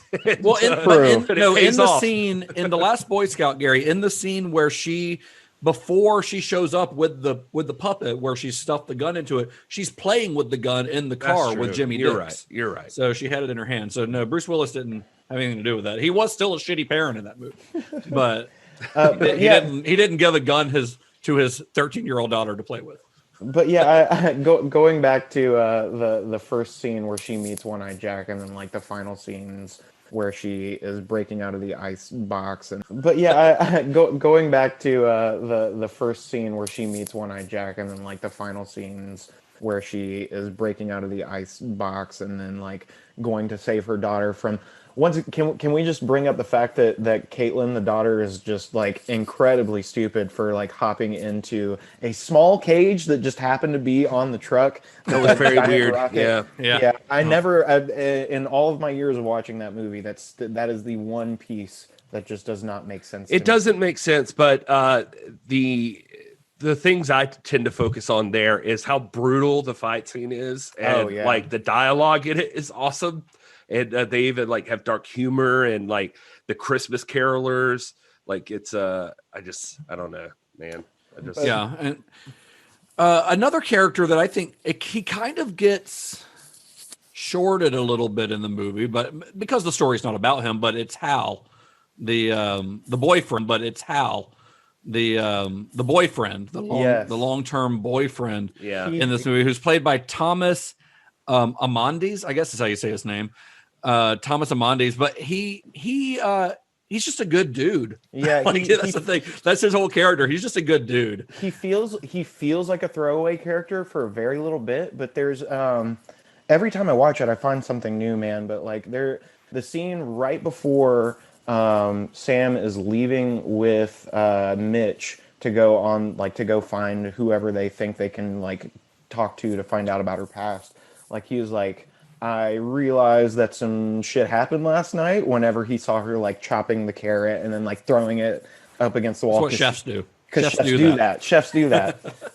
And then the whole like fight scene, and then literally her killing like One-Eyed Jack. Snapping a dude's neck, yes. Yeah, or I think she literally just like punches him in the back of the head. But then after that, she gets in the car, and he was like, anything that you find out, no matter how dangerous it is, I don't care. He was like, I don't mind. He says, whatever you find, I'm not scared, and I never will be. Yeah, he also happens to be just like a moral like centering for Charlie and Sam as well. Well, and that kind of, I think, is the overall sort of theme of the movie. And this goes back to something Gary said, I think, towards the beginning of this episode, where this is about like fucked up people learning to accept themselves. Yep.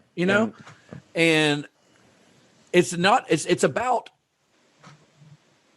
her, about Charlie learning to accept herself and forgive herself for the accepting her past sins of her past. Yes. Yeah. But it's also about the people you love, like accepting you despite your past sins as well, which is what Hal is saying there. Like he loves her despite who she may have used to be. He loves her. People you love, like accepting you despite your past sins as well, which is what Hal is saying there. Like, he loves her despite who she may have used to be. He loves her for who she is now. That's kind of a hell of a message for a movie that most people see as just being about explosions and gunfights and snappy dialogue. Oh, yeah. I mean, and this is why Shane Black makes really great character-driven stories as opposed to plot-driven stories. Exactly, because underneath all of that kind of machismo and violence and witty, detective novel dialogue, Shane Black's movies is about the heart of his characters. It's why movies like Lethal Weapon, I think, have stood the test of time, and it's why I think movies like The Long Kiss Goodnight deserves to be seen in a better light than a lot of people see it in. There's some weird parts of The Long Kiss Goodnight, like the way it's edited sometimes. Like it's weird, like jumps from scene to scene. Something about it's very odd there. But anyway, I just thought I'd point that out. But going about it feels like there's, like, I don't know that Hollywood was getting it at the time, but yeah, Shane Black is more than just, I don't know. It's the way we talk about like Jaws sometimes. I mean, maybe not even on the same level. I don't want to be like blasphemous here, but like I'm saying, like, Jaws is the giant shark movie, but like for folks who love it, it's like, no, you don't get it. Like, it's more than the giant shark movie. It's that you care about the people that are involved in the scenario with the giant shark. And it's like all of Hollywood just tends to focus on the spectacle more than on the the characters. And like the first thing they want to cut is the character stuff. Yeah, and you definitely have to take into account, like, I mean, we've already talked about the movies that came out around this film were all like giant explosion-ass action movies. Like that's kind of what the theme was, like, for a good portion of the 90s, if I'm like not mistaken. And so and their redemption and growing from their dark ass pasts. Well, and that goes back to that quote, I think, that we talked about back in our Lethal Weapon episode from Shane Black, where he talks about why his movies are set at Christmas, because his focus is on the people. And the reason he sets movies at Christmas is because he says, lonely people are lonelier at Christmas. And that's Mitch Hennessy to a T. Mitch Hennessy is a lonely dude, but one thing we talked about in that episode in Lethal Weapon is that a lot of these Shane Black movies, they're about people finding and creating families of their own. Yeah. And that's what Charlie has done. I mean, with Hal and with her daughter. Yes, her daughter's a blood relative, obviously, but she's created another family, and then she's added Mitch Hennessy to that family by the end of this movie. It's about people finding each other. Yeah, it's so fucked up. Relative, obviously, but she's created another family, and then she's added Mitch Hennessy to that family by the end of this movie. It's about people finding each other. Yeah, it's so fucked up. Like, you're sitting here saying that, and it made me think of, I mean, forgive me, but I watched Home Alone last night. Yeah, would I forget? Why would you apologize for that? Fantastic. That's a great movie. No, I'm just saying, forgive me that I'm going to compare these things, but I just watched Home Alone last night, and it's so funny. As you were saying that, I was picturing, like, holy shit, that really is standing out to me, because Home Alone even is more impactful because of the setting of Christmas, because Kevin's being a little shit and the mom's being kind of a bitch. And like they leave Kevin, and then there's the old man who's like missing his family, and he looks like a creep, like salting the sidewalks, and like it's like everything. It makes it more susceptible to like get the redemption's family, and he looks like a creep, like salting the sidewalks, and like it's like everything.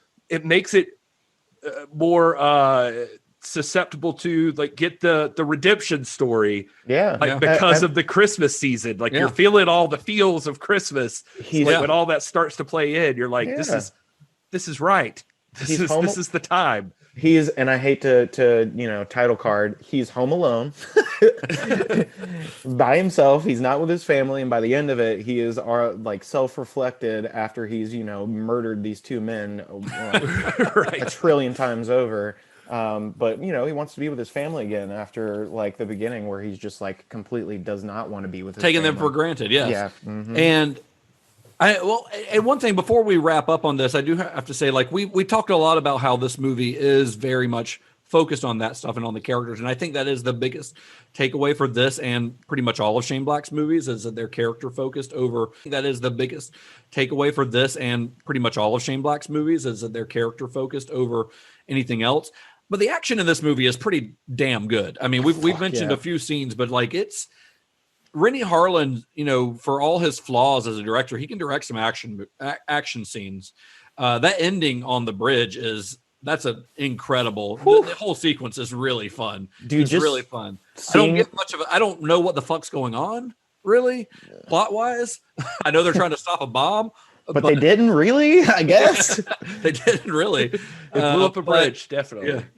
But it's fun to watch. Yeah, I can also say, Zach, one thing that bothered me is that image behind you of the Burning Man. I love Zach's got a Zoom background as the guy hanging from Christmas lights on fire, and it is one of my favorite parts of the movie. And but one thing that did bother me about that scene is she definitely walks over there, she cuts that wire, and I'm like, well, you cut that wire, and then the guy fell to the ground. Maybe it's a different wire. Who cares? Die screaming. Who cares? Either way, no Christmas light I've ever met is going to hold the weight of a human being. Oh, hell no. So it doesn't matter either way. That's a good point. I will say this too. Those things are made to break, so you have to buy another one the next year. People are missing, like, because you could seriously, if you wanted to be a shit, you could be like, Shane Black's a hack. Here's what he does. He likes scenes with kidnappings. He likes private detectives who end up with somebody. He likes mismatched duos. Yeah, it's like private detective meets a person who's less than professional, who like handles things. You know, they have a love-hate relationship. And what else? There's always a scene where somebody they're being held at gunpoint. Somebody gets distracted, and then the hero what else? There's always a scene where somebody they're being held at gunpoint, somebody gets distracted, and then the hero kills them. And like it's he's got these things. He's got these things he does. And but so does Tarantino, you know, so does Scorsese. So they all have their things. There are these things about him, though. It's the heart of the thing. But to jump into, if we're ready to go there at all, is that this movie, what it did though for him as a person, is it fucked up his life like afterwards. And I talked earlier about Lethal Weapon 2 and him feeling like a failure. There was actually a story I read where he tried to give the money back to the studio. Like he was going to give them their money back for Lethal Weapon 2. And his agents, again, God bless them, they were like, you don't do that. People write shit all day long and get paid millions of dollars. They were like, you don't do that. People write shit all day long and get paid millions of dollars. Like, you just keep the money. It's fine. Yeah. People are always selling scripts that don't get made. Wow. What quality assurance by Shane Black. I didn't fucking like what I wrote. Take the money back. Well, now he goes back and says Lethal Weapon 2 was like the best thing he ever wrote. But that's not the movie they got made. So that's why he was trying to give his money back. Yeah. They didn't make He only made 125 grand off that movie. Oh, okay. Yeah. But he talks about like just, after Long Kiss Goodnight, what happened for him is he just started floating because he says his quote was, "I was a very sensitive kid. I call myself a kid. I was probably 30. Unfortunately, after that movie, people were very upset with me because I sold that script for a great deal of money. A lot of writers who I thought were very supportive and friendly were suddenly not looking at me with anything like fondness. They were envious. And no one talked about the creative content of anything I did anymore. They all just assumed I was this guy with a formula, a hack formula. So the spotlight was on me. I pretended it wasn't, but it was, and for every wrong reason. It was all about the money. It was all about my supposed competition with Joe Esterhaus, who'd be the highest paid screenwriter. I didn't care. I just wanted to write stories, try to become a better writer, improve my style, change genres, even try new things. I just stopped liking action so much anymore, but I wanted out of the spotlight too. So I subtracted myself." Well, his story ended up being not about, like he says, not about the creative content. They were no longer talking about how innovative and excellent his scripts were and how great the dialogue was and everything. They were talking about, this is the guy who sold his script for $4 million. So I think his story became something that he no longer enjoyed. So he was and how great the dialogue was and everything. They were talking about, oh, this is the guy who sold his script for $4 million. So I think his story became something that he no longer enjoyed. So he took another sabbatical for almost a decade, and he says in that quote, actually, that Gary was reading, where he says that, if I decided to write anything else, that I'd be the guy who directed it. He was tired of seeing his stories be put in the hands of other people. He wanted to have complete control over what ended up on the screen. And he says, he went on to say, but I took my time, believe me. He says, I started Kiss Kiss Bang Bang in 1999 and didn't finish the script until late 2001. Fuck yeah. And of course, that's where we're picking up with this series next week with the final episode of this series, with Shane Black's directorial debut, which came out in 2005. So nearly 2 decades after the guy comes onto the scene, he finally directs a movie himself with series with Shane Black's directorial debut, which came out in 2005. So nearly 2 decades after the guy comes onto the scene, he finally directs a movie himself with what I think is his best script and his best film, Kiss Kiss Bang Bang. Fine neo-noir. So good. Just beautiful, man. So we'll be back next week to talk about that. Hopefully Todd will be here. We'll see. We'll see.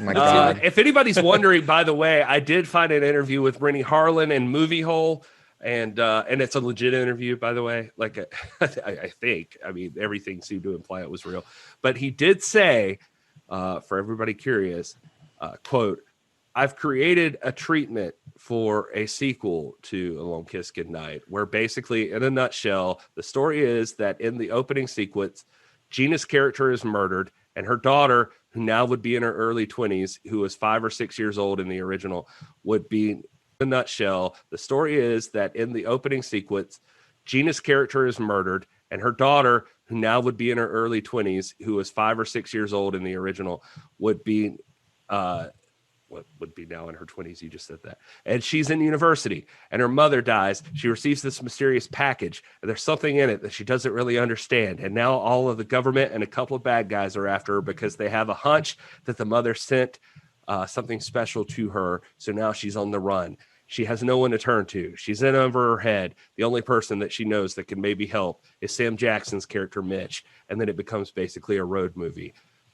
I like that idea, but I think that story you're reading is from like 2007 or something. So. Yeah, it was earlier. I just saw that. I don't think that's still happening there was soon. No, I think there was another article from like last year where he's talking about it again. Like, or Harlan is talking about it again? Yes, I'll send it to you guys, but I'm pretty sure I read it. It is his third Chinese language film. Really? Interesting. I want to know more about the later career of Renny Harlin, apparently. You guys let me know whenever you start doing the series on Renny Harlin. That is very interesting to me. So he's done a movie. He did Skip Trace. Remember that one with Jackie Chan and Johnny Knoxville? Oh yeah. Was that Renny Harlin? Holy crap. That was Renny Harlin. So that was your like brother made me see that, Justin. That sounds right. And that was like I think that was a Chinese co-production. But then he did a movie called Legend of the Ancient Sword in 2018, a movie called Bodies at Rest in 2019, and both of which were Chinese productions. Very interesting. I'm going to need to see. I have not seen this Johnny Knoxville, Jackie Chan movie, but that sounds like one of the greatest things I've ever heard. I can tell you for 100%, the only thing I remember about it is there is a point where they're sitting down. But that sounds like one of the greatest things I've ever heard. I can tell you for 100%, the only thing I remember about it is there is a point where they're sitting down with the village and they start to do we could have had it all. Really dating itself there. Yeah, they roll it in the deep. It's a real 2016 move. Playing on drums and like, wow. Yeah, it's like a tribal version of Rolling in the Deep. As of right now, he's got a movie scheduled for next year called The Misfits, which stars Pierce Brosnan and Tim Roth and was co-written by Kurt Wimmer, the guy who did Equilibrium. Okay, we'll see. So, I don't know. And it's not based on that BBC show, The Misfits, right? I don't think so. No, Okay. It's not based on the band either. I was really hoping Pierce Brosnan was starring as Glenn Danzig. Oh my god! But that is apparently not the case. God. That would be amazing. Tim Roth is Jerry only. Pierce Brosnan was starring as Glenn Danzig. Oh my god! But that is apparently not the case. God. That would be amazing. Tim Roth is Jerry only. I do miss this is Tim a weird Roth, vibe. so that would be fun. Nick Cannon's in there, so that's gonna be solid. I'll have one. I have one last comment on Renny Harlin. If he doesn't get Shane Black for Long Kiss Goodnight 2, I won't ever see it. There we go. It feels I mean, like that's the only it way shouldn't that exist should without happen. Shane Black. Yeah, Yeah. no, if Shane Black I doesn't agree. write that, those are his characters. I agree. So, well, thank you for joining us, Zach. This was fun. We'll have you on again next time. Absolutely. I don't know. At least next Christmas, but hopefully before then. Yeah, it let me seems to be know. a Christmas tradition around here If to have you and or one of the other or multiple McCarathon dudes on for a Christmas episode. I'll tell Scott and John that you said hello. They also say they wanted me to say hello. Scott, John, Aubrey, Patrick, Josh. They all wish they could be here because The whole they love crew Yeah. do a little co-sponsored movie marathon. Wholeheartedly down. They're wholeheartedly down for that. Can I make one shout out before we get out of here? Absolutely. Of course, yeah. I'd like to shout out Brittany Brock from Ghost Animal Productions. We love Brittany. This is related to everything that we've talked about today. But Iron Man 3 is the most underrated Marvel movie of all time. Maybe the most. Maybe the most underrated movie of Does all she time. disagree with this statement or No, what? she makes a point to say it every day, so she completely agrees with this. Oh, good. statement. Okay. Oh, Good. nice. Okay. I was about to be disappointed. I had to get it on recorded podcast, so we have it in another medium. Yeah, I hope hear that you. someday we get to talk about it, especially after this Shane Black series, because I could definitely feel that being a Shane Black movie even more now. After we're like digging in, just the way that Tony Stark gets torn down to his bare minimum at the very beginning of the movie, and then just has to work his way back even more now. After we're like digging in, just the way that Tony Stark gets torn down to his bare minimum at the very beginning of the movie, and then just has to work his way back from it. So it's very it really cool. is. Yeah. Well, let me know if you guys want to do a bonus episode for Shane Black and Iron Man 3. Do Iron Man 3. So Zach, do you have anywhere on the internet you want people to follow you or McCarathon? Yeah, so my Instagram is just at Zack Daigle. That's ZackDaigle. And then the McCarathon Instagram account is at McCarathon_. McCarathon is MCARATHON. Like marathon with an extra C in there. Yes, or Mick Marathon, or if you Google it, you can find it pretty easily. It's a weird word. It's McCarathon. I think McCarathon.com is your website. Yep. Cool. Gary, how about you? Where can you be found on the internet? I'm at This Is Gary Horn on everything. I'm at Justin_Bishop. You can find the show at Cinema_Shock on Twitter. Is your website. Yep. Cool. Gary, how about you? Where can you be found on the internet? I'm at This Is Gary Horn on everything. I'm at Justin_Bishop. You can find the show at Cinema_Shock on Twitter and Instagram. We're also on Facebook. We're also at cinemashock.net, where we have t-shirts you can buy now. Go to cinemashock.net and click on shop. And we got all kinds of fun designs on there. So some real comfort color, guys. They're looking real nice. Yeah, they're nice. They're made by Threadless, who's been around for a long time. So they do good quality stuff. So you can support the show by buying that, or of course you can always support us just by leaving a review or sharing us with your friends and things like that. Maybe we'll have a Patreon one day. I don't know, but in the meantime, may the wings of liberty never lose a feather, and be excellent to each other. You have a sign off? Todd always says Johnny has the keys, and it's stupid. That's a stupid. Isn't that a stupid sign off? Johnny has the keys. What? Yeah, I'll just say, how about die script, where Charlie's talking about deflowering a virgin by biting their ear, and she goes, "Do you ever do that?" And fucking Mitch